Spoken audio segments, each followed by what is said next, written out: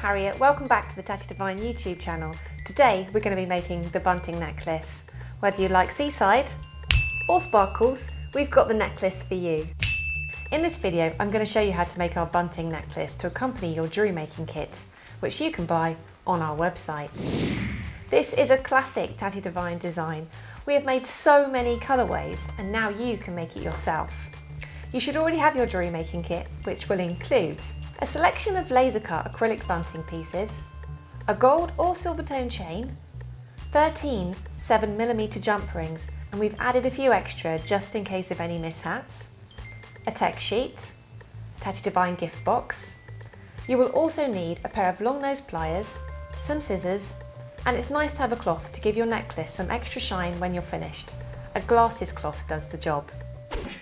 Right, so you should have all your bits ready, and so now we're going to make the necklace. First of all, I'm going to take the triangle pieces, the acrylic triangle pieces, and I'm going to lay them out onto the text sheet.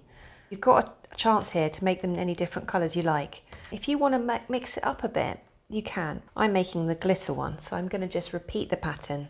Now, all the little triangle pieces have got 2 holes in them, and sometimes the acrylic gets left behind in those little holes when they cut out.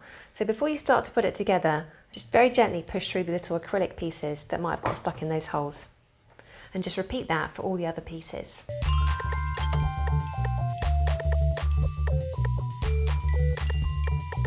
Then we're ready to start putting the jump rings together. So to open and close a jump ring, just start by putting it into your pliers in your left hand. I'm right-handed. And take the other pair of pliers at 90 degrees to that pair, and we're just going to rotate this hand round. Just give it like a quarter of a turn so that you get about 5mm space, just big enough to slip your pieces through. I'm going to take our first piece of acrylic bunting and put that onto the jump ring. And take our second piece, using the jump ring to attach it, thread it onto the other side.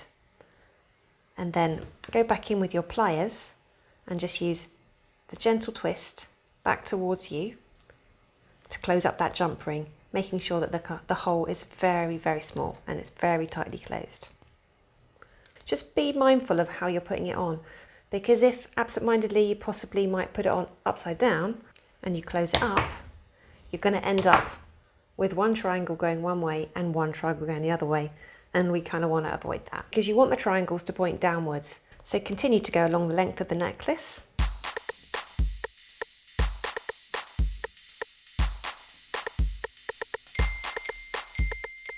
So now all the pieces are connected together. All that's left to do is connect it to our chain. We do that with our 7mm jump rings, the ones that are left over. But first of all, we have to cut the chain. So the necklace has got 2 jump rings at the back.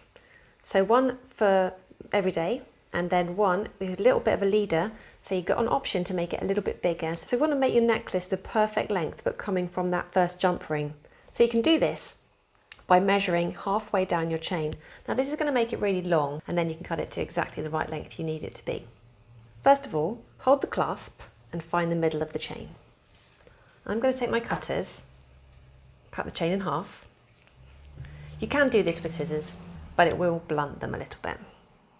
So then, as this is a curved chain, each of the links of the chain has got a little bend in it. But to make it easier to get our jump ring through the little hole, I'm going to take the piece of chain and the very last link, I'm going to hold it inside my pliers and then give it a little squeeze. Quite a tough one, because what we're aiming for is to make that loop come slightly wider. This is a bit fiddly, and if you mess it up, don't worry, because you can just cut that link off again and try again. So now we've got our chain cut in half with our loops flattened. So when we put the necklace on, we want the clasp to be in your right hand or your left hand if you're left-handed.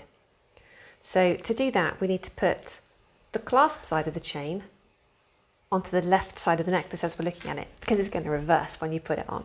So to attach the chain to the necklace, I'm going to first open a jump ring. I'm going to take the flattened end of the chain that I just did a minute ago and just carefully insert that over the jump ring. And then I'm going to attach that jump ring to the first hole in the bunting flag on the left. Like that. So, and then that one, just check, should be the end of the chain with the clasp on. I'm going to repeat that on the other side. Again, I'm just going to open the jump ring up. Just going to take the end of the chain and just slip it through onto the chain. And then on the last hole, just slip on the bunting triangle and very tightly just do that jump ring. And then we've got the bunting necklace on the chain. Now obviously this is massively long, but this is just an example to show you. The one that I'm wearing, I cut the chain length from the clasp to where I put my jump ring on 14 centimetres, but this will be different for everybody. So once you've got it to the length you want it to be, we're going to peel the protective coating off. This is quite fiddly, but it's worth taking your time. Try not to touch the pieces after you've taken the film off, and then you can get to see the really sparkly, shiny colour.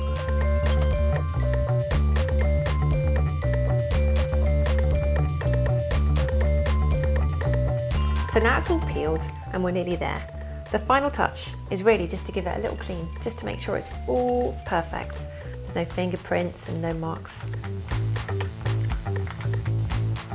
And voila, we made a bunting necklace. Today we made the rainbow, but you could make the red, white and blue nautical, depending on whatever you feel like. Thanks for watching. I hope you've enjoyed making the necklace along with me, and if you did, like, comment and subscribe.